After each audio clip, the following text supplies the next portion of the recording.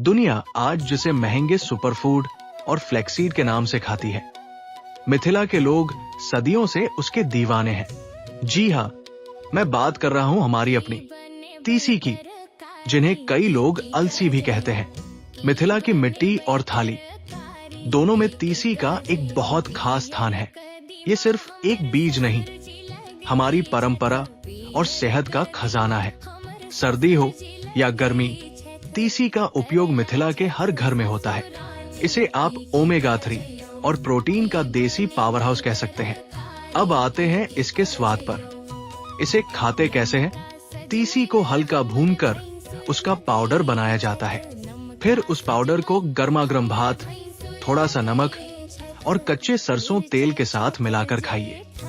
स्वाद ऐसा कि बस उंगलियां चाटते रह जाएंगे। कुछ लोग इसकी चटनी बनाते हैं तो कुछ पराठे में भरकर खाते हैं।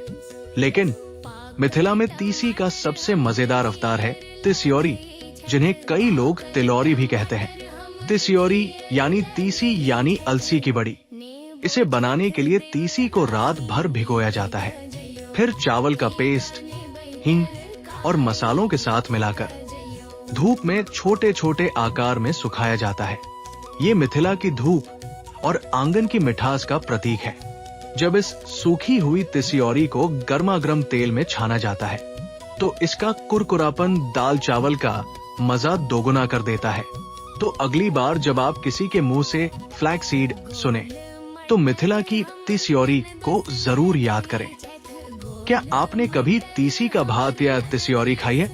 मुझे कमेंट्स में जरूर बताइए। और हाँ, फॉलो और सब्सक्राइब करना ना भूले। अपन मिथिला, अपन कल्चर, पहचान, परंपरा और गौरव।